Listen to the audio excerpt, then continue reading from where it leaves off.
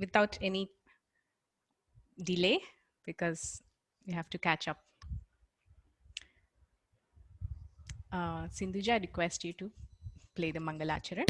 For all of you who are attending the first time, if there are any, these are the prayers with which we begin our Bhagavad Gita session.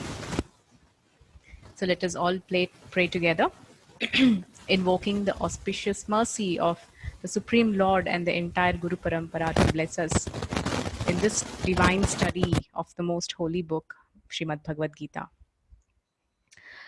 Om Ajnanatimirandhasya Jnananjanashalakaya Chakshurunmilitam Yena Tasmai Shri Gurave Namaha. Sri Chaitanya Manobhishtam Sthapitam Yena Bhutale Swayam Rupa Kadamahyam Dadati Swapadantikam Vandeham Shri Guru Shri Yutapadakamalam Shri Gurun Vaishnavamscha Shri Rupam Sagrajatam Sahagana Raghunathanvitam Tam Sajivam Sadvaitam Savadhutam Parijana Sahitam Krishna Chaitanya Devam Shri Radha Krishna Pada Sahagana Lalita Shri Vishakhanvitamscha Namaum Vishnupadaya Krishna Preshthaya Bhutale Srimate Bhaktivedanta Swami Niti Namine Namaste Saraswate Deve Gauravani Pracharine Nirvisesha Shunyavadi Paschatya Deshatarine Vancha Kalpatarubhyascha Kripa Sindhubhya eva cha Patitanam Pavanebhyo Vaishnavebhyo Namo Namaha.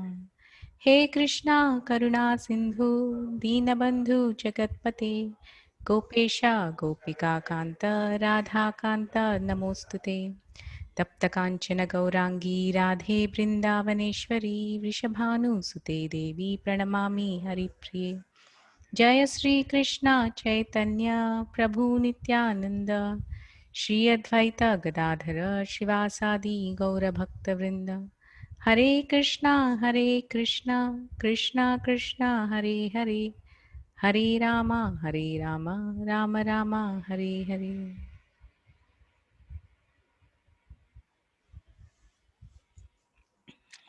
Hare Krishna. So welcome all to our Sunday program of Bhagavad Gita. So we shifted the program to Sunday because I felt for all the students and all of you, it is a day when you can unwind yourself from this hectic schedule of the whole week, where you're just,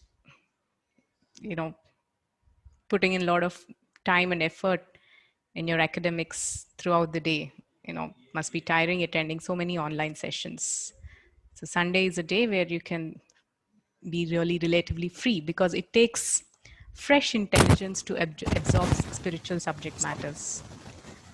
So hopefully this change of timing will bring more good to you. So last session, we are in the second chapter of Bhagavad Gita, the contents of Gita summarized. So last session, we have discussed about Buddhi Yoga. Before that, we discussed about the Sankhya. The Sankhya philosophy is the very first thing which Krishna spoke to Arjuna. And after that, Krishna explained about Buddhi Yoga. So what is the difference between Sankhya and Buddhi Yoga? I will just tell you. Sankhya is analytical study. Yeah, it takes analysis of the jnanendriyas, karmendriyas, what is the body, what is gross body, what is subtle body, what is the atma, what are the properties of the atma, etc. So it's an analytical study, and by which you go to the root. So by analytical study, you understand the root of all these is Krishna himself. That is the conclusion of Sankhya philosophy. And what is Buddhi Yoga? Buddhi Yoga is simply to water the truth. This is a simple understanding of the difference between Sankhya Yoga and Buddhi Yoga. For example, today all of us have assembled together. Yes, and we are studying Gita. Lord Krishna in the 18th chapter, he tells that those who study Gita are worshipping me with their intelligence. What is worshipping with intelligence? What is worship for all of us? A general idea. Yeah, you go to a temple, you offer something to the Lord with lot of devotion, either flowers or fruits or your hard-earned money, and you pay obeisances, sashtanga pranams, and offer beautiful prayers. This is the kind of worship that we know about, right? So that is worshipping with one's indriyas, karmendriyas. You're reciting beautiful prayers. That's with your power of speech. You're offering something to the Lord with your hands. That is, that is again with your karmendriyas. It's from the gross body. And there is something called the intelligence, which is a subtle body. When you're actually trying to understand the concept of Gita, that is worshipping the Lord with one's intelligence. So, just as when you enter the temple, you enter with a very prayerful mood, with a mood of worship. Similarly, when we enter this class that we are sitting at today to discuss about Gita, one should enter in that consciousness. And this is not simply an academic textbook, it is a holy scripture of Gita, the words which are non-different from the Supreme Lord Himself. That is how powerful. Because when we enter into the subject matter with the right mood, then we actually gain and assimilate the knowledge. On the other hand, if we are taking it in a very casual way, then somehow it just it's not a mere academic study. Understanding Gita is something beyond that. It can transform one's life and bring a person to the highest perfection, and not just oneself. It can transform the whole world around. It has such power and potency. So today we are living in a world of such crisis. We are seeing such crisis around us. The COVID, so many deaths. You make a call to anybody or you receive a call from anyone, they will tell you about somebody whom they know or they're closely related, they have died. That is a situation in the world today, especially in India. So one might think, and amidst this crisis, what is the need to study Gita? I will tell you, but this is really the time to study Gita and understand what is the true purpose. In fact,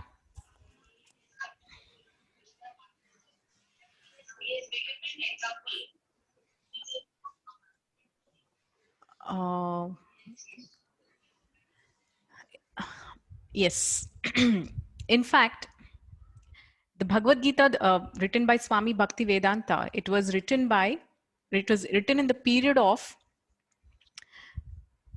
pre-independence, before 1947. It was a time where there was a lot of strife, a lot of struggle. India was in such a condition, it was under foreign rule, and India was facing a lot of crisis. At that time, everybody unanimously was feeling what was the need of the hour is that India has to first become free. But Swami Prabhupada was, because of the inspiration that he received from his guru, his spiritual master, he was firmly on the opinion that the need of the hour is not mere free India. The need of the hour is spirituality, the message of Gita.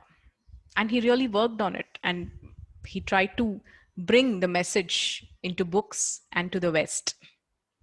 And that's how today we are all able to understand and grasp and assimilate this message. So the real need of the hour is, at least if some intelligent students can truly understand what this message is, what Gita is talking about, and how one can implement it in one's life, it can bring massive revolution in one's own life and in the life of so many. It is that glorious a study. It is that glorious an act. So please do not think that this 1 hour that you're spending in a week is just another extra academic hour. It's not going to get you any credits, any grades, or anything, but it gives you the ultimate good, which we cannot even imagine what it is. So when Prabhupada wrote these books, Prabhupada has written innumerable books. And he just said one thing. If even one person can truly understand the message and perfect one's life, I will consider my effort worthwhile. So what we are looking at is that, seriousness and sincerity in trying to understand the message of Gita. It might be a little, going above the head at some places, but no, if you are alert and attentive, you exactly understand what the message is. Because the message is just like when somebody writes a personal letter to you. How do you read it? It's addressed to me, and you read it with so much love. That's how you're supposed to read every shloka of Gita. It's a personal letter to every individual soul. So today let's begin our worship of the book Gita from the text 41. Yeah, text 41. Vyavasayatmika buddhir ekeha kurunandana. Sindhuja?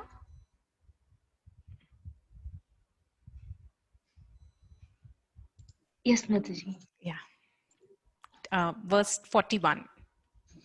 Yeah, thank you. Vyavasayatmika buddhir ekeha kurunandana.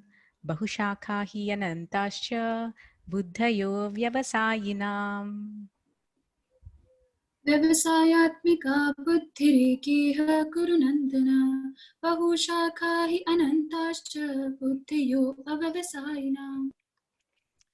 Thank you, Soumya. Those who are on this path are resolute in purpose, and their aim is one. O beloved child of the Kurus, the intelligence of those who are irresolute is many branched. So this is a very important verse in the Gita. Vyavasayatmika buddhir. What is Vyavasayatmika buddhir? That means being resolute. Resolute means fixed up and determined. Yeah, those who are resolute on the purpose, Ekeha Kurunandana, their intelligence is single pointed. Bahushakha hi anantasya buddhayo avyavasayinam. That means those who are not resolute on this path, their intelligence is many branched. That means they're easily distracted. So what exactly is this Vyavasayatmika Buddhir? We will read today. So Prabhupada translates Vyavasayatmika Buddhir as that intelligence by which one has a firm conviction or the faith that simply by being Krishna conscious, one can be elevated to the highest position in life. Having such a faith is called Vyavasayatmika Buddhi. What is that faith? So a faith that simply if I am God conscious, Krishna conscious, yes, simply by being so, I can attain the highest perfection of life. So today we have so many understandings about what is the perfection what is perfection according to me, and how do I go there and how do I reach it. But to have the faith that simply by being conscious, I'm going to reach the highest perfection. That is Vyavasayatmika Buddhi. And let me tell you, this is not no ordinary faith, or it is not some superimposition. It is a faith that comes from many lifetimes of past Sukritis. There is something called Bhakti Sukriti. And also, the kind of family we are born into, or the kind of even being born in India is such a blessing that somehow or the other, even the most person who has never taken any interest in God, they know something about spirituality, something about God, because the whole atmosphere is surrounded by so many temples, and so many spiritual discussions. Somehow or the other, even if you're never bothered about it, you know who is Rama, you know who is Krishna, you know who is Hanuman. Somehow you know about them. But let me tell you, there are some countries, in those countries, for example, in China, in the entire Chinese language, if you see, there is no word for God. Like we call God Devudu in Telugu, Bhagavan in Hindi, God in English. In every language, there is a word for God, right? In Chinese, there is no word for God. So that's the kind of pathetic situation people can be born into. I'll tell you one real life story. There is a Westerner, he belongs to North America. And he has, at the age of 24 or 25 years, he has come across the book of Bhagavad Gita, the same book, Bhagavad Gita as it is by Swami Prabhupada. And in his whole life, he has never come across anything related to God. And the place that he's staying in has neither any churches or no concept of any religious activity.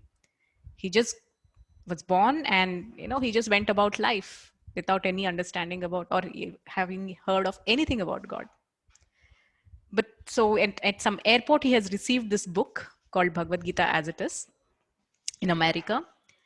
And he suddenly opened it and he started reading it. And when he started reading it, the first verse that he read, he felt that he already knows the second verse. And he was reading the second verse. He knew the third one. He knew the fourth one. He felt that, yes, I know the next verses. And he was saying it to himself and he's seeing there exactly the verses that are there in the Gita. He was astonished. And he was thinking, how do I know all this? How am I getting all this? Without me having ever read or seen this book any time in my life. And he went to a center that was close by in America, to an ISKCON center, and he went and spoke to some people. And he understood the whole philosophy and understanding. And having had understood, he has dedicated his life for the mission. So what I'm trying to say here is that the faith comes from the previous lives. And it's not just the previous life, it can be also cultivated. So all of you do come with some kind of a bhakti sukritis from the past lives, because of which you have opted for the study of Gita and you're trying to study in your possible ways. And one has to, and here what Krishna is telling is one should develop such intelligence. Vyavasayatmika buddhir ekeha kurunandan. One should be resolute in one's purpose. That is, yes, I'm going to seriously try to understand what this message is. One can only endeavor, but ultimately it's by the mercy of the Lord and his pure devotees one can truly understand the essence and meaning. So one should be resolute on the purpose. One should be determined. That determination is what ultimately brings in the real fruition. So that is the faith. And why do we need this faith at all? I will give you a small analogy. There was a person, there was a boy who was regularly watering a tree. Yeah. And how he was watering the tree? He was pouring the water on the ground. So somebody has come and told this boy, my dear child, see, the leaves, the fruits, and the flowers are high up above. Right? Then why are you pouring water on the ground? Then this boy, he didn't know the reason. Then he said, no, my uncle, my father, everybody used to pour like this. I'm also pouring water like this only. Okay, the boy heard and he left. I mean, the man heard and he left. Then another man came and he asked the same question to this boy. My dear boy, why are you pouring water on the ground? What you want are the fruits and the leaves and the flowers. They're all up above. Why are you pouring water on the ground? You should pour water on the leaves and fruits. Then they will grow nicely. Then the boy was a little jolted. he was like, what is this? Why is this man also coming and telling me the same thing? Maybe he started thinking, maybe am I doing something wrong? But no, my father did the same thing, then maybe it's right. Let me just go on doing it. And he was again pouring the water there on the ground. Another person came and they said the same thing. Why are you pouring water on the ground? My dear child, don't be a fool. See, can't you see the leaves and flowers on top? You should start watering the flowers, not the ground. Then this boy thought, yes, there must be something wrong. 3, 4 people are coming and telling me, and I can also see, yes, flowers are on top, so I should be pouring water there and not waste water here. And he started pouring the water on the tree, on the leaves and flowers.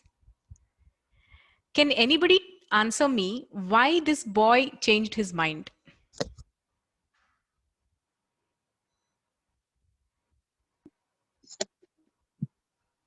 Hare Krishna Mataji. Because Yes, Sarita, that's fine. 1 second. Yeah, Geeta, please tell me. Geeta Garu. okay, let it be. Saritaji will be telling this. No, Sarita knows the answer because she's been hearing it. So that's why I asked you. Okay. Yeah. Because lot of people continuously told the same thing, one Okay. after the other. Right. They influenced him by their words. Yes. So a lot of people continuously telling him the same thing influenced him. Fine. Very good answer. Any more? Because he was not having faith on himself or his own father. Because he did not have the faith on his father. Or himself. Or himself. Okay. Wonderful. That's also a very good answer. Doubt, ma'am. He got doubt on the process. He doubted the process. Okay. Yes, these are all wonderful answers. More? Any more reason? He got distracted from his path. He got distracted from his path. Yes. Mataji, He had faith, but his faith was shaken. Chepama, yes, Sarita? He had faith, but his faith was shaken when everyone else was. He had faith. His faith was shaken when everybody came and told him. Yes. Mataji, Yes. because the boy did not know what actually was the answer for their question, so he thought that others were only correct, and he continued to pour water on the leaves and flowers. Excellent, Kritika. Excellent. You're very close to the answer. You've almost answered it, actually. Very, very nice answer. You're very close. She said because he did not know the answer to their questions. Actually, that's the truth. He did not know that there is the root below the ground, and by actually watering the root, the water goes up, and our whole scientific knowledge, the water reaches the various paths. It actually from the root it goes. So he did not have that technical knowledge or understanding. This is what exactly is the picture of spirituality in India today. So many people are turning to atheism, especially youngsters, because they have just taken up the processes in the name of blind traditions without knowing the meaning and purpose of it. So one person comes and questions, okay, why are you breaking a coconut? Why do you have to go ring a bell? Why do you have to put kumkum? Why do you have to go even pray? And some people have some very vague answers. We go to temple because I want some peace of mind. So if you want peace of mind, just sit and do meditation. Why do you have to go to a temple for that? Finish. See, these are the people who are coming and influencing. 1, 2, 3, 4. But then the person does not really know who is God. What is my relationship with him? Is he simply just there to pass me in my exams when I'm in need? Or is he simply there for me, so that to receive some bribes? Is he a judge? Is he just an order sanctioner? Is he just there to help? Who is he? And why should I go and approach him? This is exactly the subject matter of Gita. Ishvara, Jiva, Kala, Karma, Prakriti. So when there is no technical understanding, people simply become atheists. Oh yes, What's the reason? As in, this happened in some country. There was a major famine. So when there was a famine, people were going to churches and crying. And they said, these people came in and said, did your God give you bread? They didn't give you bread. Take the bread. I am giving you the bread. So who has given you bread? I gave you the bread, not God. So no, further, no more believe in God. So in that way, people have turned them to atheism. So atheism, all of you know what atheism, right? A non-belief in God. So there is atheists who don't believe in God. They're agnostic. Agnostics means those who are indifferent. अच्छा भगवान है नहीं है मुझे कोई फर्क नहीं पड़ता. These are agnostics. So why people turn into this, and more so the youngsters, because they have never searched for the root. They have never technically understood what is the root, what is the reason, the why, what, and how. They have never taken time. So because of which they are simply losing the greatest advantage of human life, which is so rare and precious.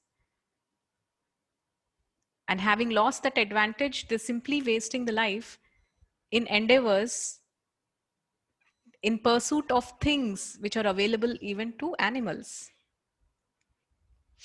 So that's the reason why one should be able, one's human life begins with inquiry into the absolute truth. Athato Brahma Jignasa. So you're a human being, therefore inquire about the supreme truths. Thank you all for the wonderful answers. So we should, yeah. So that is a faith. That's a need and importance of faith in spiritual life.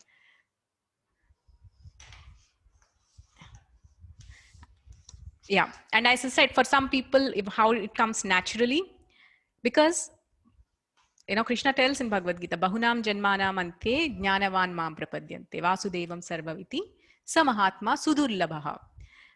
After many, many births of mental speculation and knowledge, deep knowledge, jnanis, Jnanavan, people who are in knowledge, Mam Prapadyante, they surrender unto me. How do they surrender? Vasudevam Sarvamiti. Vasudeva is Lord Krishna. Sarvam, he is everything. Iti. And Samahatma Sudurlabha, to find such a person, such a Mahatma, is very, very, very rare. This is a declaration of Krishna in Gita. So that is by one's own endeavor. But if a devotee of the Lord gives us mercy or their association, it's much easier. We don't have to go through the entire process of, raking our heads in the process of jnana. We can just reach there by the mercy.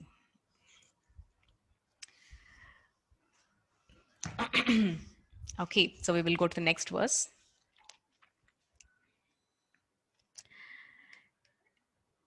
यामिमां पुष्पितां वाचं प्रवदन्ति अविपश्चितः वेदवादरता Partha नान्यदस्तीति वादिनः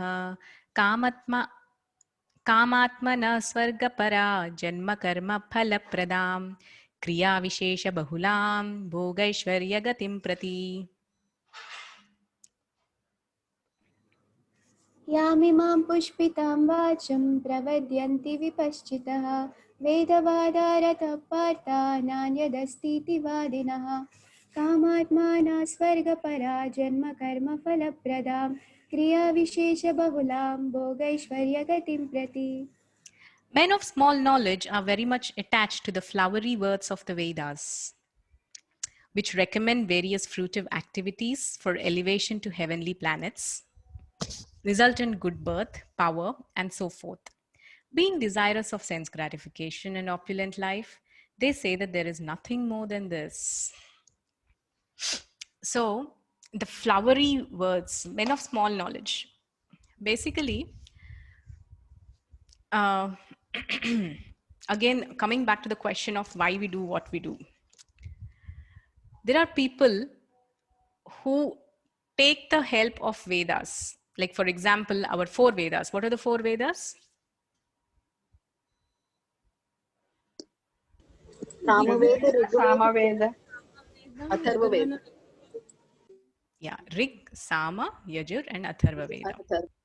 So these 4 Vedas basically speak about many ritualistic processes that are meant basically to elevate one to higher planets like Svarga.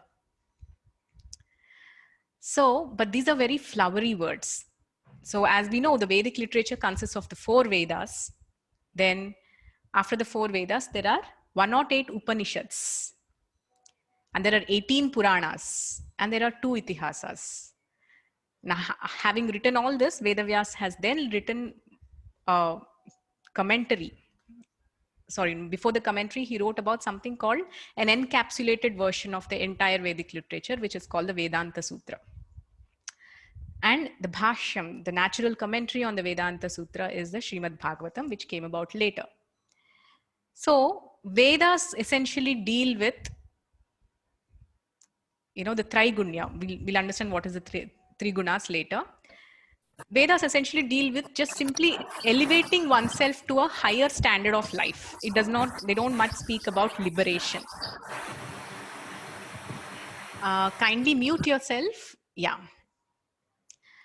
They do not touch upon the concept of liberation. Yeah. The concept of liberation, it starts from Upanishads.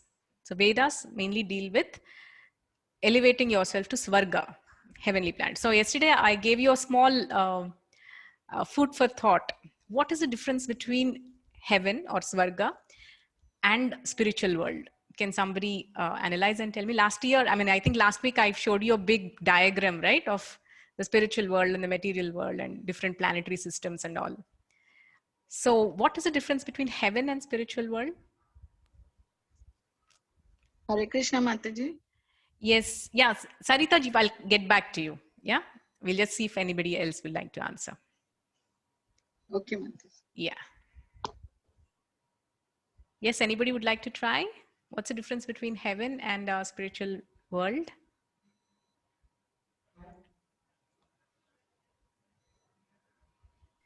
Hare Krishna Mataji. Mataji, Yes. Yeah, Saumya, please tell. Mataji, I think spiritual world is that world in which one, when goes, it never comes back on the earth. Mukti, if we call it. Great. Yeah. And Mataji, yes, Kritika ji, yes. Mataji, in the Svarga, in the Svarga Loka, we get the results for all our good karmas. And in the spiritual world, we get the results, not results actually, but it's like a soul connecting back again with Paramatma, Great. Yes. our own self. And the Svarga Loka, we have a time limit. Like as soon how much ever good karma we do, that much time we stay in Svarga Loka, and again we have to come back to this Bhura Loka. But for our bhakti, once we get the success, we never have to come back again to this loka. Okay. Yes. Nice. Very good. Any more? Any more tries?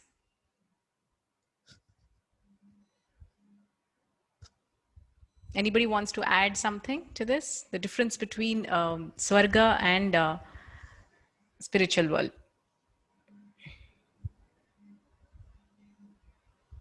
Spiritual world is the place where we go after this end of the cycle. That is the birth, death. That is the end. We'll go there and we'll stay forever. And Swarga? Swarga means whatever we do here, karmas, good karmas or bad karmas, we'll go there.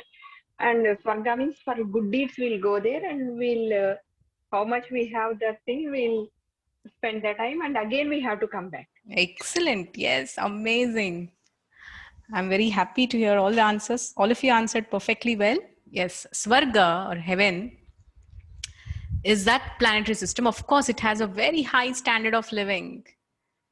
You know, there are some beautiful descriptions in the scriptures about the Nandan Kanan gardens, the kind of gardens that you can get to see in the heavens, the kind of people out there, and the kind of somaras, you know, what we all die for here, wine, women, music, and dance.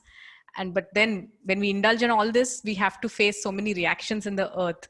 But heaven is such a planet where the whole place is meant for only this, and you don't have incur any reactions for it. So that's heaven. But what's the difference between that and spiritual world? In heaven, these uh, pleasures have a beginning and they have an end also. That means you have finished your good karmas. Your whole account of good karma is over. You have to come back. A brahma bhuvana loka punaravrittino arjuna. Mam petyatu kaunteya punarjanmana vidyate. Krishna is telling, A brahma bhuvana loka, from the topmost planet, that is Satyaloka, where Brahma is staying, till the Bhuloka, all and the lower planets, of course. Punaravartino Arjuna, you go up, you come back. Mam upetyatu kaunteya punarjanmana vidyate. You surrender unto me, you will not have a punarjanma. And all these, that means you, however high you go, you have to again come back. Chakra brahmanam anamata. We have to just go around, and it's like a Ferris wheel. Go up, come down, go up, come down. The spiritual world is the place where you reach. After how to reach that, that's the whole book Bhagavad Gita is about it. But having gone there, again, you are never put back in this material existence, which is always full of the threefold miseries, which the fourfold miseries and the three kleshas. The fourfold problems: Janma, Mrityu, Jara, Vyadi, birth, death, old age, disease. Yeah, problems which are common in all these 14 planetary systems. And the three kleshas: Adhyatmika, Adibhautika, Adidaivika. So this material creation is full of these problems. So to have a permanent solution is to reach that place where we originally belong and which is free from all these miseries and troubles. So that's the difference between Swarga and spiritual world. And one more thing, Swarga is reached by one's pious activities, right? A person strictly and sincerely performs a person's duty, very pious in their actions. Yes, they ascend to heaven. But going back to spiritual world is a mercy process. It's both personal endeavor and it's also the mercy of the Lord coming together. Yes, text 44. Bhogaishvarya prasaktanam tayapahrita chetasam vyavasayatmika buddhi samadho na vidhiyate. भोगेश्वर्य प्रसक्तानां तया परितचेतसां व्यवसायात्मिका बुद्धि समाधो न विधीयते. Yeah, one of you can read the English translation.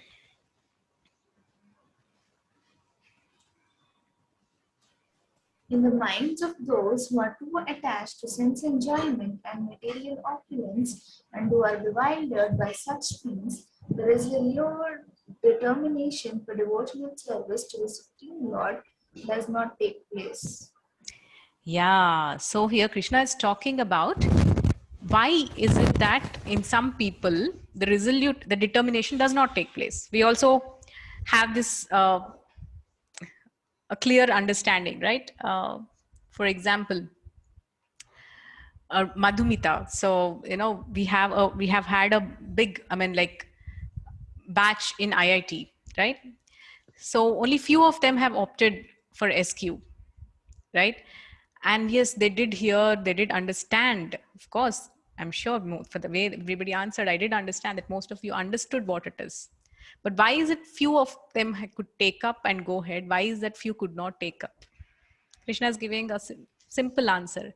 Bhogaishvarya prasaktanam taya apahrita chetasa vyavasayatmika buddhi samadhau na vidhiyate. That means for people whose intelligence is always distracted in the attraction for bhoga and aishwarya, in such people, the desire, the resolute purpose, the vyavasayatmika buddhi, that means being resolute in the purpose, that determination does not arise. In simple terms, the determination does not arise in those people who are attracted to the bhogas and aishwaryas of this world. Yes, now an interesting topic. And this topic let's have some interaction. Traigunya Vishaya Veda Nishtraigunya Bhavarjuna Nirdvando Nitya Sattvasto Niryogakshema Atmavan. त्रैगुण्यविषया Veda निस्त्रैगुण्यो भवार्जुन निर्द्वन्द्वो नित्यसत्त्वस्थो निर्योगक्षेम आत्मवान्. Yeah, one of you can read the translation. Vedas deal mainly with the subject of the three modes of material nature. O Arjuna, become transcendental to these three modes. Be free from all the dualities and from all anxieties for gain and safety, and be established in the self. Yeah. So till now, Krishna has told Arjuna about something about you should elevate yourself. That means, he said, Anarya Jushtam Asvargyam Akirtikaram Arjuna. That means whatever you're trying to do, it will not lead you to higher planetary systems. Asvargyam. And also Krishna told, when you do your duties, Svargadvaram Apavritam. That means the doors of heavenly planets will be open to you. Krishna was talking about heaven in the beginning. But now here Krishna is telling Nirdvandvo Nitya Sattvasto Niryogakshema Atmavan. He's telling Nishtraigunya Bhavajuna. Go above all these three gunas. Now let us see what are the three gunas. Gunas means ropes. The actual technical translation of gunas means ropes. So what are these ropes? So every human being is acting according to some nature. And why they're acting according to some nature? Because they're simply like puppets who are moved by these three modes. What are these three modes? Mode of goodness, mode of passion, and mode of ignorance. Sattva guna, Rajo guna, and Tamo guna. And how they are moving? Sindhija, can you just show us that picture? The ropes picture. Yeah, this is a popular picture. I think most of us have seen. If you haven't, you can see. So there are three gunas: Sattva, Rajas, and Tamas. The one who is wearing yellow, she's Sattva because that is a Sattvic color. Rajas, the middle one, and Tamas is the last one. And whatever work we are doing, that is basically a play of these three modes. And how are these three modes? Which mode is acting on whom? It depends on what we have associated with in our previous life and in this life. Understanding about these three modes is very, very, very important, because we are situated, like a person is at a given time, no person is situated in only one mode, or no person is a pure sattva or pure rajas or pure tamas. We are a combination of all the three modes. Just like in your, let's say, Boost. You take Boost, right? There is Boost, milk, and sugar. In sometimes people like, let's talk about Horlicks. Some people put more Horlicks powder, less milk, and less sugar. In some, there is more sugar, less milk, and less Horlicks. So it's a combination. It can be made in any way. A cup of Horlicks can be made in any way. So similarly, we are all mixture of all these three modes. So, and how do we know these modes exist? Yeah. So we can look within ourselves, or we can see others, the symptoms of these modes through their qualities and through their behavior. For example, can you show us the table, Sindhuja? Yeah. A person in the mode of sattva. Sattva means goodness. What are their qualities? They're very balanced. Yeah, they always are harmonious. They're very positive. They're peaceful. They have a lot of clarity in life. So they're light, they're creative, they have a lot of openness, and they're very intelligence. Actually, the 14th chapter of Gita is completely about these modes of material nature. In that, Krishna tells about what is mode sattva. Sattva guna means the person who is illuminated by knowledge in the entire self. That's the mode of goodness. Then there is Rajas. What is Rajas? This is like, a lot hyperactive. They cannot be at one place. They have to swing into action. There's a lot of activity, and there's a lot of excitement, there's passion, ambitious nature, excessively wanting something, being desirous of something, hankering for something. These are all qualities of rajas or passion. Yeah, somebody is like a go-getter, quality of rajas. Then there is tamas, ignorance. So what are the qualities of ignorance? Inertia, inactivity, there is negativity, there is apathy, there is postponement. Everything has to be postponed. Okay, postponement actually comes under mode of ignorance. There is dullness, there is depression, people get into intoxication. So this is tamas. So these are basically the qualities of sattva, rajas, and tamas. So, as I said, we're all combination of these three modes, and it is indicated that a person who gets into sattva gun, it is very easy for them to transcend the three modes and get into the spiritual life. That is Shuddha Sattva. Just like a person can enter post-graduation only after finishing the graduation, technically. So the person can get into spiritual life having passed through the graduation of Sattva. So that is why Sattva Guna is a very, very desirable mode. It puts them on a platform, on a springboard from which spiritual life can be easily practiced. So all of us should strive to get into Sattva Guna. Sattva Guna is nothing but waking up, regular habits, waking up early, eating food in the mode of goodness, and even having entertainment in the mode of goodness. There are many things which I will get into these details in the 14th chapter. So if you have understood what is mode of passion, ignorance, and goodness, there's a small test. So I will talk about a family. Okay, and I will tell you about their activities, their hobbies. You should tell me in which mode they are in. Okay, so listen carefully.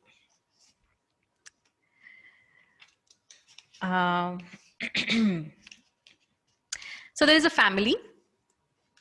The name of this family is, the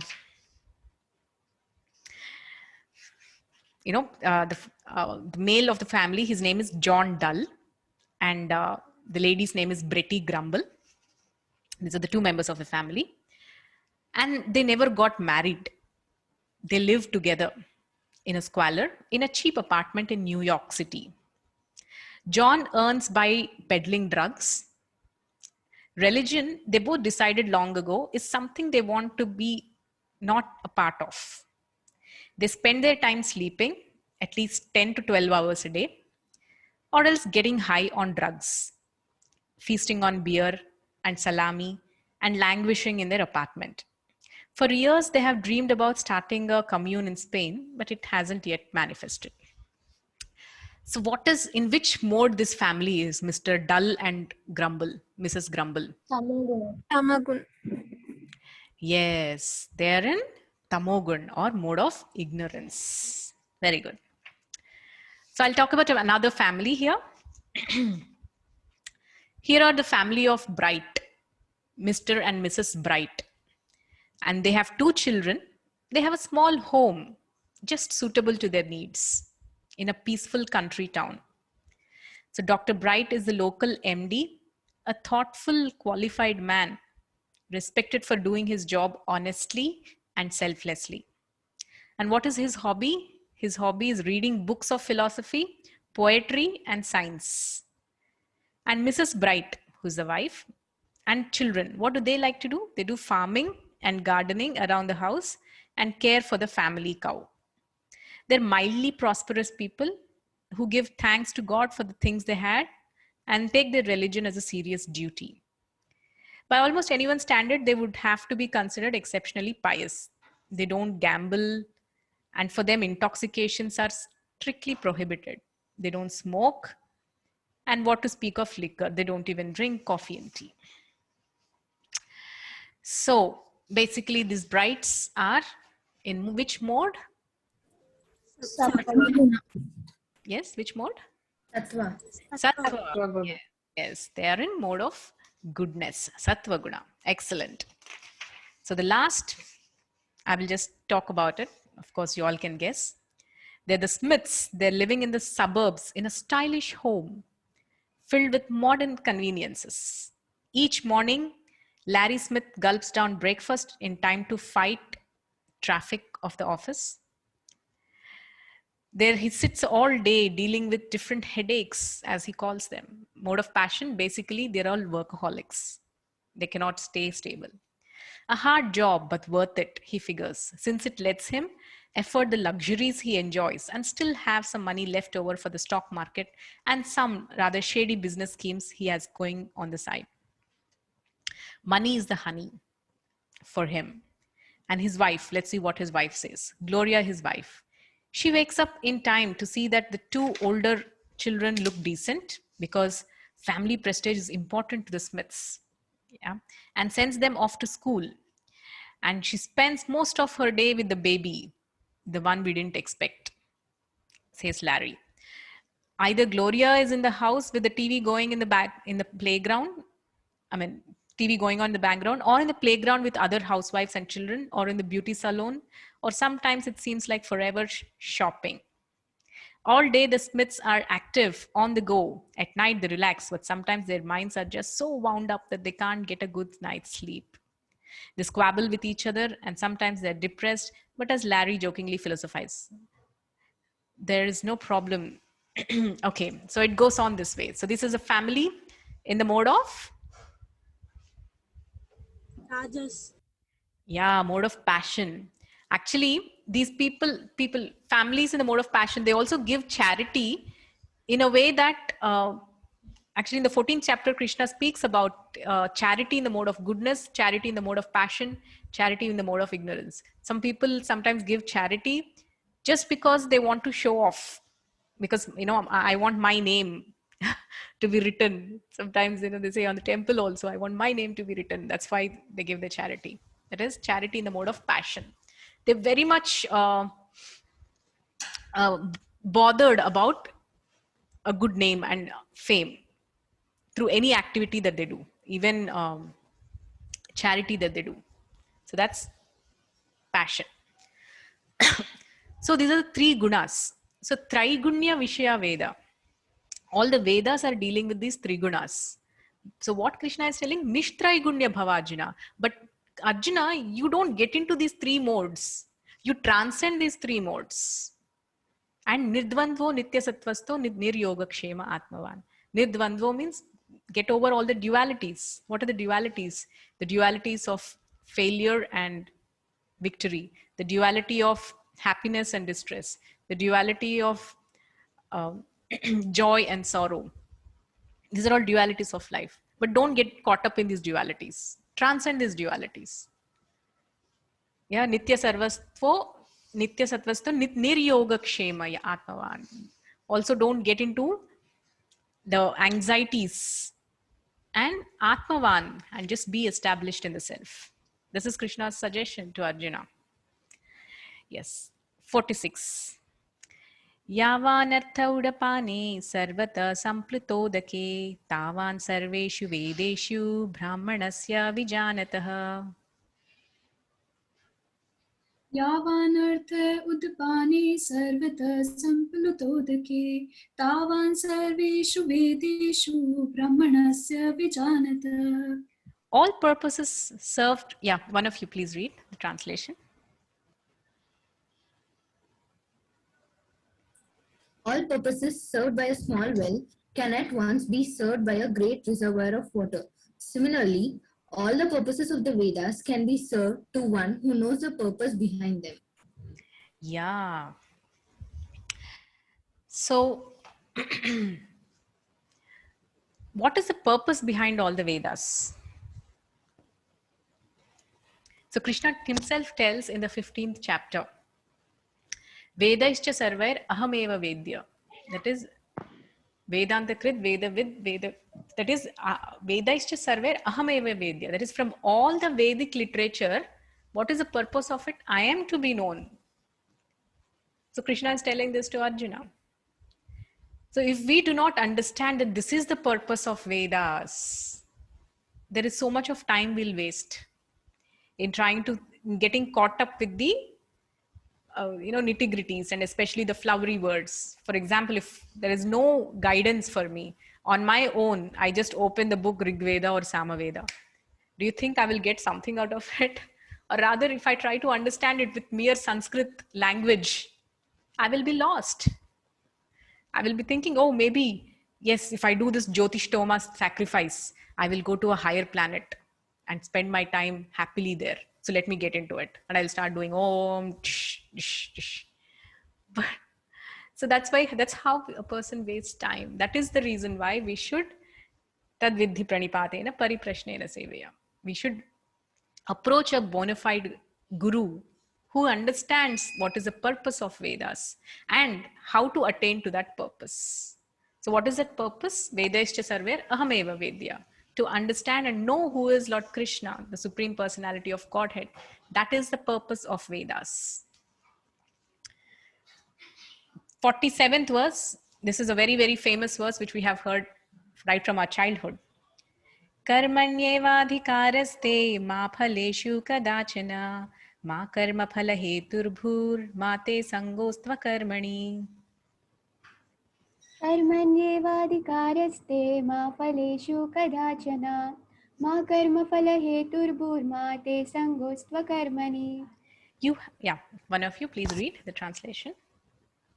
You have a right to perform your prescribed duty, but you are not entitled to the fruits of action. Never consider yourself the cause of the results of your activities, and never be attached to not doing your duty. Yeah, so here Krishna is talking about the extremes of of dutifulness. So from childhood we have heard only about karmanyevadhikaraste, matlab, just do your karmas, karte hi raho. But that's not where it stopped. Ma phaleshu kadachana. That means you are not entitled to the fruits of the action. That means you can do your karmas, but just because I have done it does not mean I have a right over the action. Krishna, another name of Krishna is Sarva Karma Phala Pradatha. That means he is the giver of the fruits of results of all our karmas. So one should understand that and not think that, yes, just because I have done this karma, that is why I deserve the fruit. So Krishna is telling you're not entitled to the fruits of action. Never consider yourself the cause of the results of your activities. So even if you have received a result for your activities, you are not the cause for it. This is a supreme science. This is a science of the gunas. Yeah, and because you're not the cause, don't be attached to not doing your duty. This another extreme is going into inaction. Okay, TK, anyway, I am not the doer. Yeah, I am not the cause of it. So fine, why should I do anything at all? Let me not do anything. Inaction. That's what Arjuna tried to get into that zone of inaction. So Krishna is telling inaction leads to sin.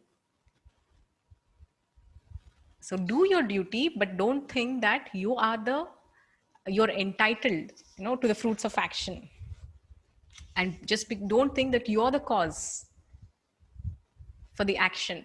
What is a cause? The cause is, it's the way the whole modes of material nature are working and acting, because of which you're performing the action. You're not the doer. So, and never be attached to not doing your duty. And because of that, do not get into inaction, because inaction leads to sin. That means continue your duties. And how you're supposed to do it? With detachment. Whatever duty is ordained to you by the dint of the varna and ashrama you're situated in, continue doing those duties, but without expectation of any result.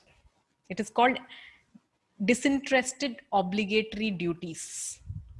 And this will lead one to the path of liberation. And as long as one is attached to the fruits of one's work, like for example, I'd say, I want to perform let's say I want to earn money. Why? Because in future, I just want to enjoy. This is what is called fruitive work. Fruitive work means I want to enjoy the fruits of my actions. Today, I want to study, because of which tomorrow I will earn lots of money, and lots of money means lots of enjoyment, and I want to be the enjoyer. This is called fruitive work. But what happens is the result of such a fruitive work never leads to satisfaction. And a person who performs mere fruitive work is called a miser. Why he's called a miser? Because you're all the students of Sankhya philosophy, you have understood, right, that your identity is not actually this body, but the soul. You have worked all life to accumulate some money, some riches, and you want to enjoy it. But actually, by the time of enjoyment comes, so-called enjoyment comes, and you have built up a big empire, let's say, even if you did, you will not be carrying it with you once you have left the body. There is actually a story of Mahamurkha, which I will tell you about in the next session. But that's called miser, unintelligent people and miserly people. This is how they calculate. One's calculation is just based on completely about, understanding of this body and what can bring happiness to this body. That's it. That's called miserly thinking or unintelligent thinking. So next, yogastha kuru karmani sangam tyaktva dhananjaya siddhya siddhyo samo bhutva samatvam yoga uchyate. Yogastha kuru karmani sangam tyaktva dhananjaya siddhya siddhyo samo bhutva samatvam yoga uchyate. Yes, translation. Perform your duty equipoised, O Arjuna, abandoning all attachment to success or failure. Such equanimity is called yoga. Yeah. So now you might ask, then how you're telling me to perform your duty and you're not don't be, desirous of the results. Know that you're not entitled for the result. And at the same time, don't consider yourself the cause of action. Then you might get the next question. Then how should I perform? For what should I perform? For whom should I perform? There should be a purpose, right? For any activity that we do. So Krishna is telling, perform your duty equipoised, abandoning attachment for the success and failure, and do it as yoga. That means as a means to connect yourself to the higher. See, the art of work is karma yoga. And it is not very easy to understand that day one I understand and I apply it tomorrow. It's a journey. So we are still at the beginning, and don't worry. You know how this third chapter will start? Chapter starts with Arjuna being further confused. Arjuna asks Krishna, you have told me so many things. You told me Buddhi Yoga is better than Karma Yoga. But but still, why are you engaging me in this ghastly warfare? Please clarify. So this is just the beginning. There is further discussion. In the art of work, we are just trying to build some basic foundations and the basic understandings, basic premises. We are learning the premises, how to apply them. The further details will be given in future chapters. In fact, the third chapter and the fifth chapter, both of them speak very extensively about the art of work. So we will go into that at a later date. Text 49.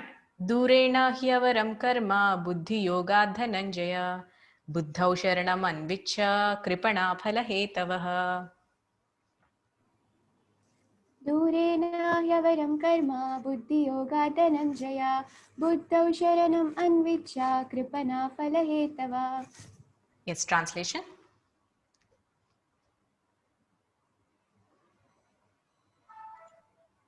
O Dhananjaya, keep all abominable activities far distant by devotional service, and in that consciousness surrender unto the Lord.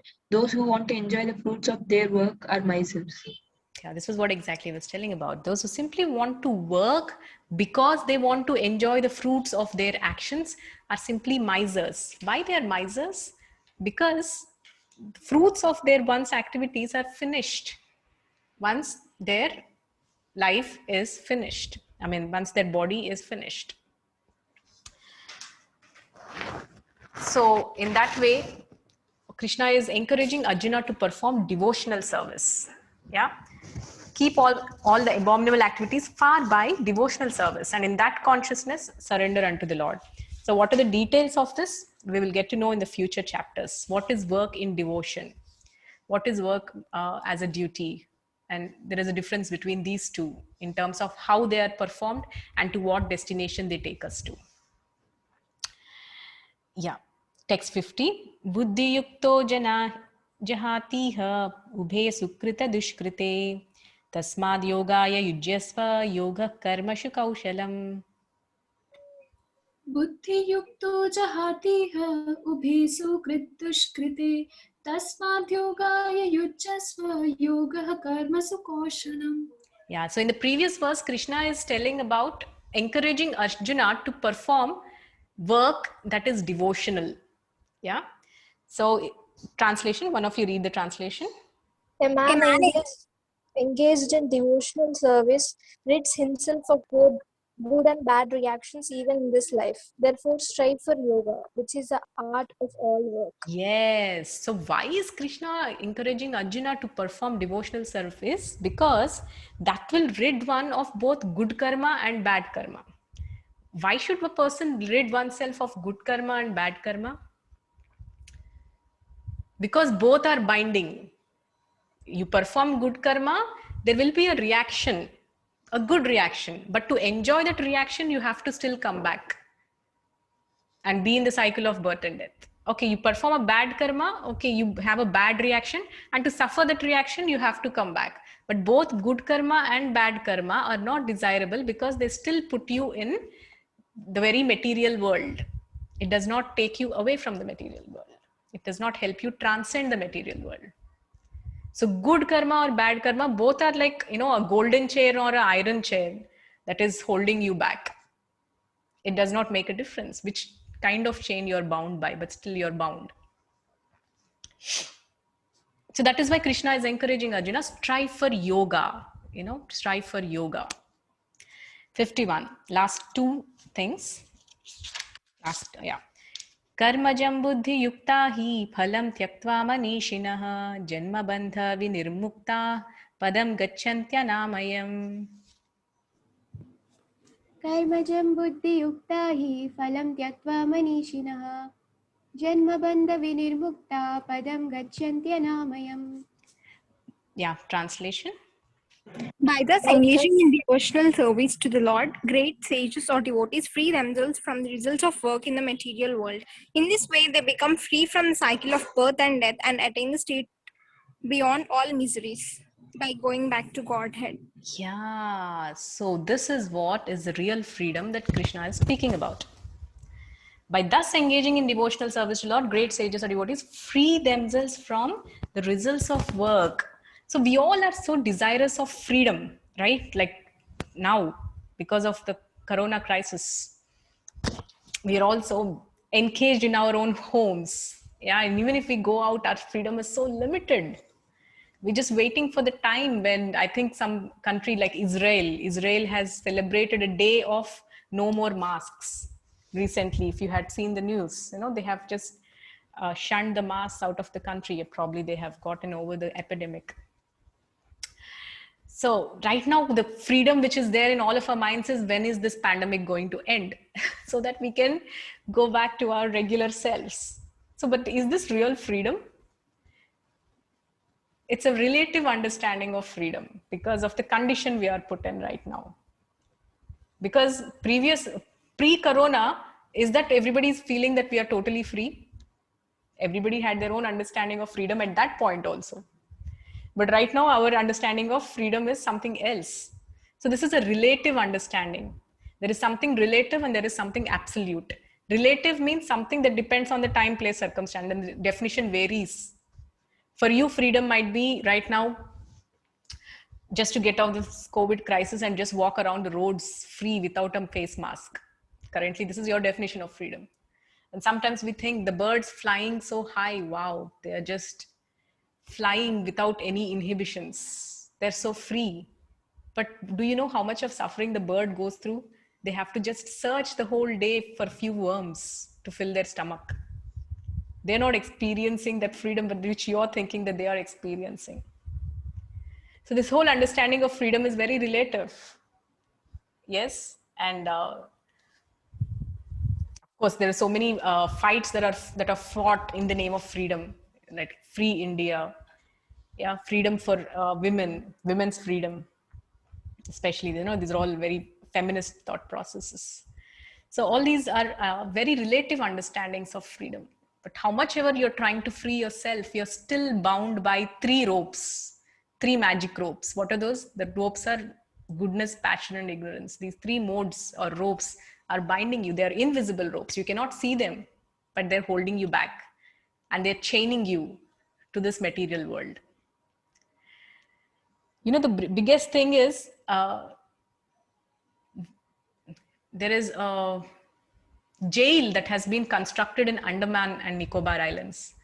It's a masterpiece. I mean, it's so many brains came into a lot of discussion and planning and management and organizing, and they came up with such great ideas after great experiences and with a lot of fabulous infrastructure. After a lot of study, they constructed a jail that has never, the world has never witnessed such a jail. It was like impossible for anybody to escape. And you know what? Just after a year, 20 people have escaped that jail. So that's the human intelligence. But the material world, this earth, is such a jail that you cannot escape because you can't even see the walls around you. They're invisible walls. And the best part is we ourselves have created those walls around us. And to actually free ourselves from these invisible walls, from the prison house of earth, that is real freedom. And how is that freedom achieved? The freedom from the cycle of birth and death, Krishna is telling, by freeing oneself from the results of work. Because as long as there is a result of work, you have to come back and be in the cycle of birth and death. But if you free yourself from these reactions of works, then that is a way of freeing yourself. That is actual freedom. And what is the process? That process is devotional service. Yes, last two verses. Yada te moha kalilam buddhir vyatitat rishyati tada gantasi nirvedam shrotavyasya shrutasya cha. यदा ते मोहकलीलं बुद्धिर्व्यतितरिष्यति तदा गन्तासि निर्वेदं श्रोतव्यस्य श्रुतस्य च. When your intelligence has passed out of the dense forest of delusion, you shall become indifferent to all that has been heard and all that is to be heard. Yes, this is when the intelligence reaches that understanding and is situated in the truth and realization of spiritual being.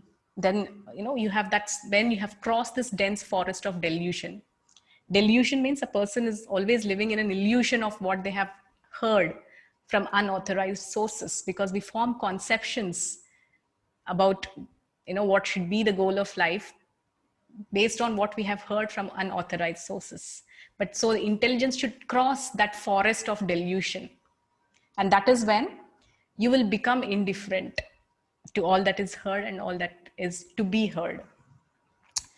Text 53, last verse of the day. Shruti vipratipanna te yada sthasyati nischala samadhav achala buddhis tada yogam avapsyasi.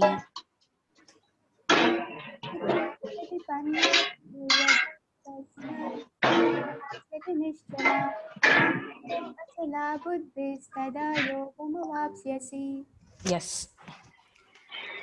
Translation for the last one. When your mind is no longer disturbed by the cowardly language of the Vedas, and when it remains fixed in the trance of self-realization, then you will have attained the divine consciousness. Yes. So it's a journey, basically, Krishna is talking about. So in this purport, Prabhupada speaks about the highest perfection. So I just want to hear from you all, if you have ever thought of something called the highest perfection of human life. What, according to you, is the highest perfection? Can you please mute yourself?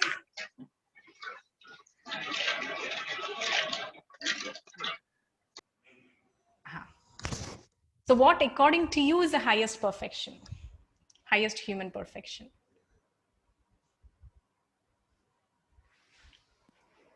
Monks, ma'am, who is always engaged in Krishna consciousness or God. Come again, Bhargavi. How did you start it? Monks who dedicate their life completely. Might be they are perfect, ma'am, in God's vision. Sweet. Thank you for the answer, Bhargavi. Actually, it does not take a monk to be a perfect human being. Even you can be, I can be, anybody can be. An ordinary girl going to a college can be can reach the highest perfection. Do you know the great saint called Andal, whom we worship in the Dhanurmas? Must have heard of Tirupavai, right? Andal is one of the Alvars who is worshipped as great saint. She was just a teenage girl, but she is such an and she was the only daughter of her father. But she has reached the highest perfection of life because she was a pure devotee of the Lord. So you need not essentially be a monk to reach the highest perfection. Okay, but thanks. That's a good try. Anybody else? Anybody else has more ideas to it? What could be the highest perfection of life?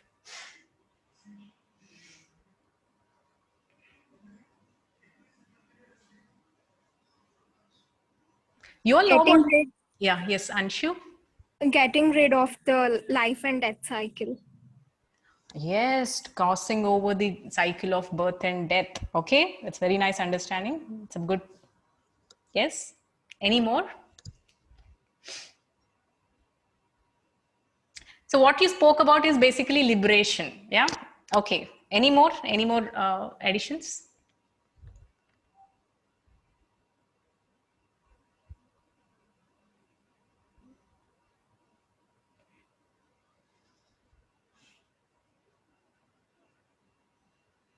Any more tries? What could be the highest perfection of life? Highest. Renunciation, Mataji. Okay, Srishma says renunciation. Okay, renunciation of what? Oneself. Material attachments. Renunciation of material attachment. Okay, fine. Any more?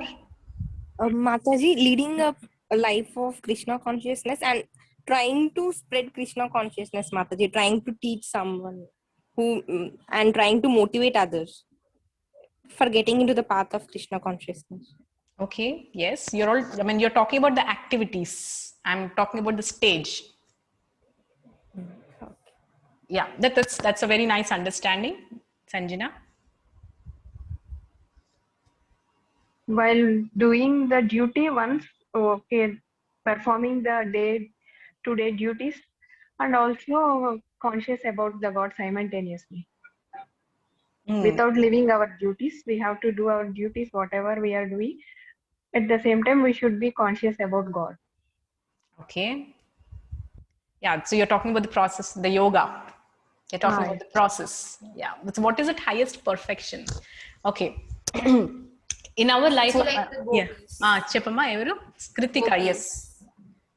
The gopis. Okay. Like all the time thinking about Krishna, being immersed in these activities and without any distraction, always thinking about Krishna and his pastimes, activities. Yes, yes. That's a very high understanding. Thank you, Kritika. So basically,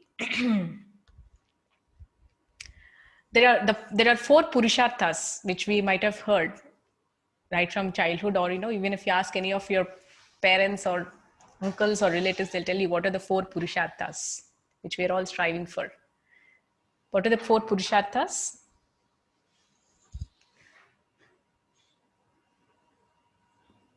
Dharma, Artha, Kama, Moksha. Dharma, Artha, Kama and Moksha. So dharma is what? Religiosity, religious duties. Artha means prosperity. Kama means pleasures. And moksha means liberation. So basically, in modern day, people are interested only in the middle two, Artha and Kama. That is, they're interested in prosperity, they're interested in sense pleasures, the pleasures of life, but nobody's interested in the first and last, that is dharma and moksha. So because of which, even if you talk about liberation, not many are interested or enthused about it, because their whole game of life is about these two, artha and kama. How do I make prosperity and how do I enjoy life? This is the conception of life. It's ending with these two. They're not even going towards religious duties or forget about liberation. This has become a narrow conception of life, and because of which, that's the reason for all the incompleteness every person is facing. Because how much ever prosperity you have and how much ever sense pleasure you have, a person feels incomplete without the other two, if you're not performing the religious duty, and that leads to liberation. But above these 4 purusharthas, there is something called a Panchama Purushartha, and which is called the crest jewel of all the Purusharthas. That's called the Purushartha Shiromani. What is that Panchama Purushartha?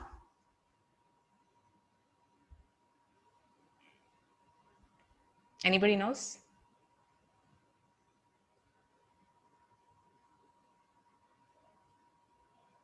Anybody knows what's a Panchama Purushartha?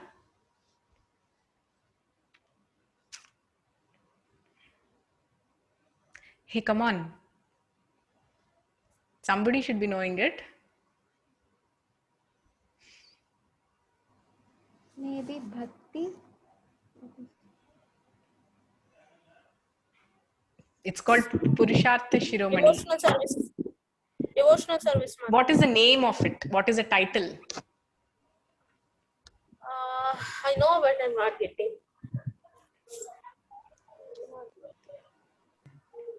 Yoga. Yoga is a process. We're talking about Purusharthas. Okay, the Panchama Purushartha, which is a crest jewel, Purushartha Shiromani, is love of God. Prema Pumarto Mahan. It's pure love for God, is called the highest of the Purusharthas worth, which is beyond all these 4 a person is striving for. Okay, so with that we will end the class. So we will try for more.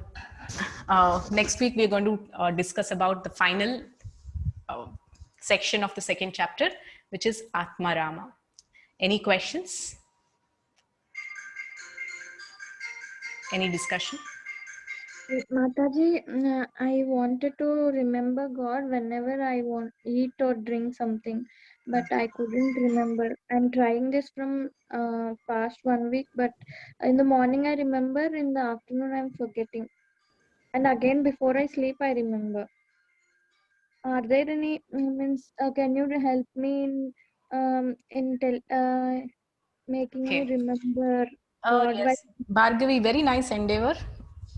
You're trying to remember God, but it's happening sometimes and it is not happening always. So that is why in the beginning, it is very important to have a regulation. So you said before eating food, you wanted to remember. So do you offer your food to God before you eat? Yes, Mataji.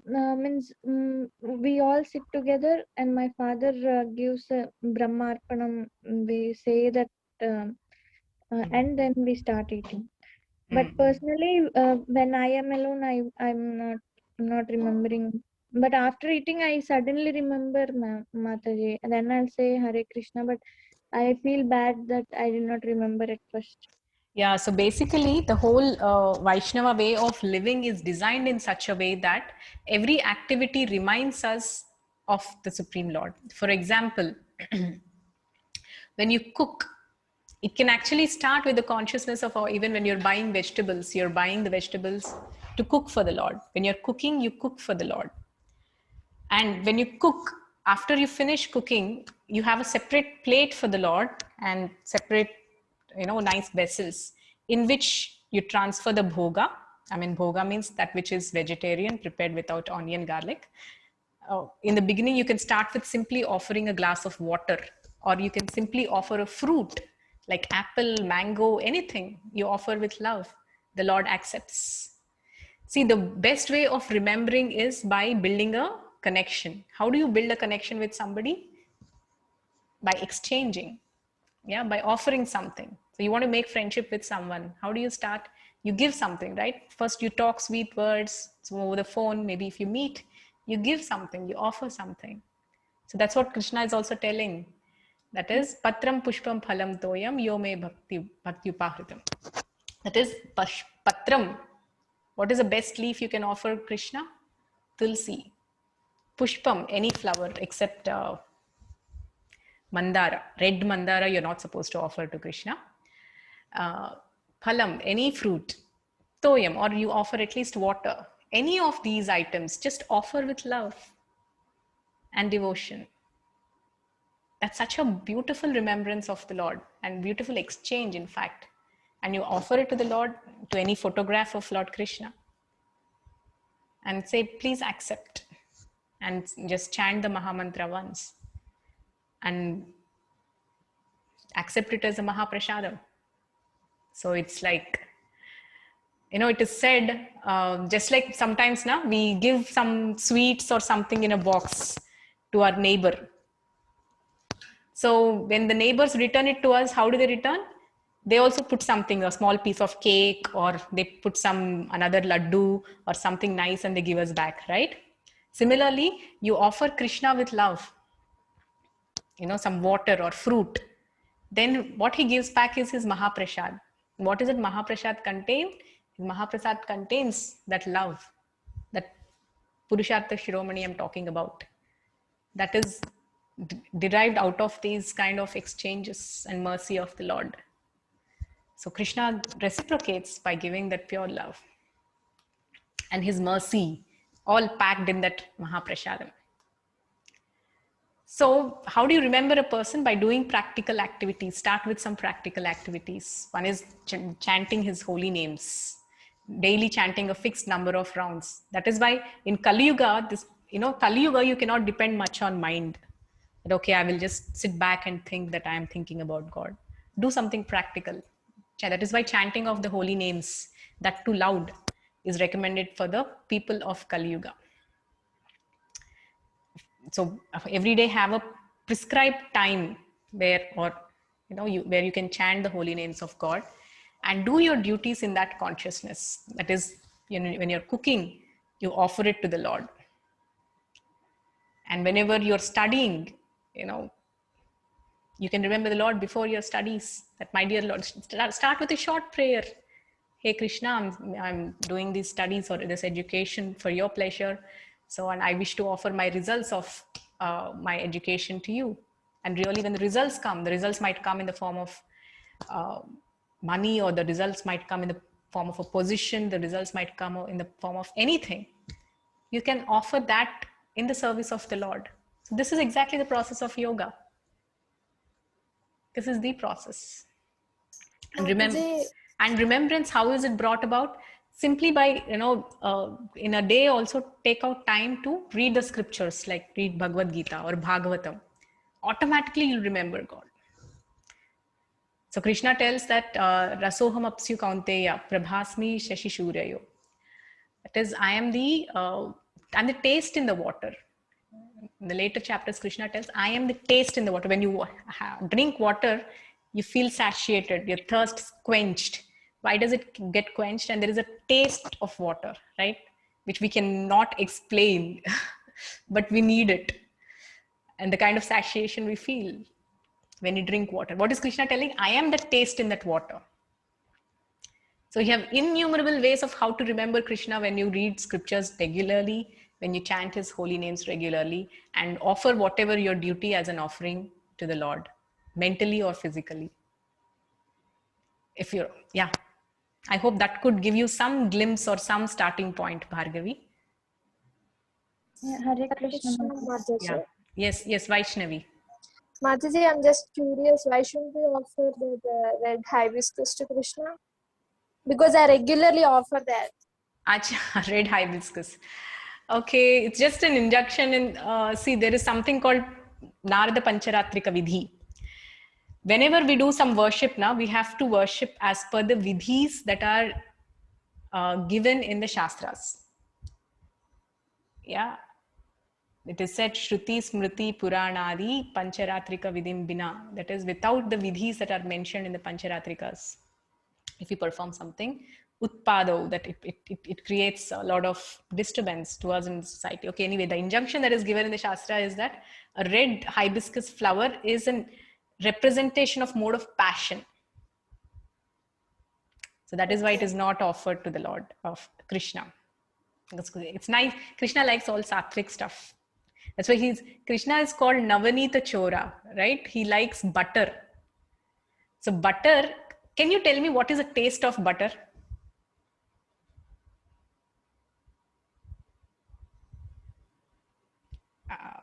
Vaishnavi, can you tell me what is the taste of butter? Tasty. Tasty, but can you tell me, is it sweet or is it salty or is it pungent? What is the taste? No, it's... You can't tell, right? So that's exactly how Krishna is. It is, you cannot describe it. It is beyond the modes. Beyond the modes is something like that. Shuddha Sattva. Okay, Mataji. Thank you. Yeah.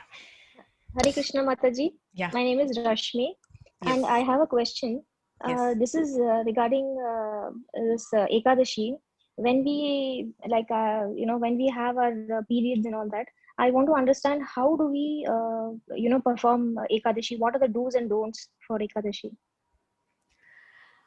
Ekadashi Vrat, basically it is a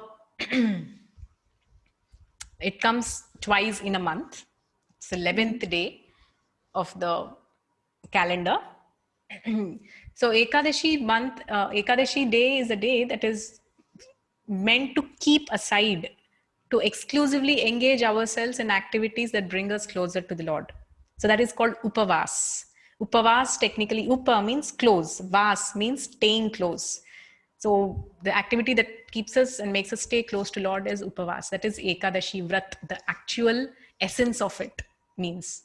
So do those activities that take you closer to the Lord. For example, the chanting of the holy names of the Lord. Then, if you are doing any deity worship, you can do deity worship. Basically, the suggested two things are Shravanam, Kirtanam. Shravanam, hearing some good lectures, hearing Srimad Bhagavatam, hearing Srimad Bhagavad Gita, and Kirtanam, do some nice Kirtan or Japa. These are the two things that are to be performed on Ekadashi. Some people chant 64 rounds on every Ekadashi. Some people chant even 128 rounds on every Ekadashi. Mataji, my I understood your question. Yeah. Your question is, what can I do when I have my periods? Yes, correct. So during periods, what are the things that you're not supposed to do is deity worship. Chanting, you can continue to do. Okay? There is no restriction for chanting. You can chant anytime in any condition. No restriction at all. So on your periods time, you can focus simply on chanting, or you can do your reading. See, basically reading means it requires some intellectual alertness. So if you're able to maintain that, well and good. But if you're not able to, that's what you can do. You can do chanting. You can do even kirtanam. That is hearing to kirtans. Music especially is very soothing, especially when you're in your periods. So you can do Shravanam and Kirtanam, and don't do any deity worship. And Mataji, what about the bhoga? Like, see, in my house, my kids also do the Ekadashi Vrata, but then they need something. So I generally make that sabudana khichdi or something like that. So now, if I make it, I cannot offer it to Krishna. So in that case, what happens is I make it, but I don't offer it, and I give it to them. So is it that their vrata is not fulfilled or something like that? How old are your kids? My elder one is 13 and the younger one is 12. Yeah, 13 and 12. 11 and 13. 11 and 13. Yeah, so 11 and 13, they might not know how to cook, but they know how to offer. Yes, they do. Yeah, so they can offer fruits. Yeah, they offer that, but what about the remaining other things? What is cooked is not better not to offer, because it's suggested that you're not supposed to approach the deities when you're having your periods. So in a day, if you eat something that is prasadam, that is fine. Okay, so it doesn't affect their vrata in any way, right? If they eat something during the Ekadashi which is not offered. That's fine. It should be fine. You know, Okay, at because least that's what, as I said, you know, they can offer Mhm. fruits and have, or they can offer Okay. some water and have. And Okay. what you have cooked, if you're feeling so much, do you have deities at home? No, I just have a photo. I don't have deities. I only have photo of Radha and Krishna. Photograph, okay, photograph, then that's fine. Actually, your children can offer it to the photograph, no issues. They can purify and offer. If you're offering to deities, then you should follow strict standards. But to the photographs, your children can offer, no issues. You can just make the achaman. They should be knowing how to make the achaman. Just purify the items you have prepared, and they can offer, no issues. Okay. The Lord Thank you, understands the sincerity. Basically, what the idea behind this whole thing is, we are expressing our sincerity of desire to perform devotional service. So when you have that sincere desire, Krishna as Bhava Grahi Janardhana, understand your Bhava, and he blesses. So I don't see any issue in this situation. Thank you, Mataji. Hare Krishna. Hare Krishna. Okay, that's all. Fine. If anybody has any more questions, you can post it in the group. We will discuss there. Srila Prabhupada Ki Jai. We'll meet next week and we will finish the second chapter. Thank you all very much. Hare Krishna Mataji. Thank you, Mataji. Hare Thank Krishna. you, Mataji. Thank you. Thank you all. Thank you, all ma'am. so much for. Thank you, Mataji. Hare Krishna. Thank you. Thank you. Thank you for sparing your Monday, your Sunday, your precious Sundays and coming for the class. Thank you for your association. Have a great week ahead.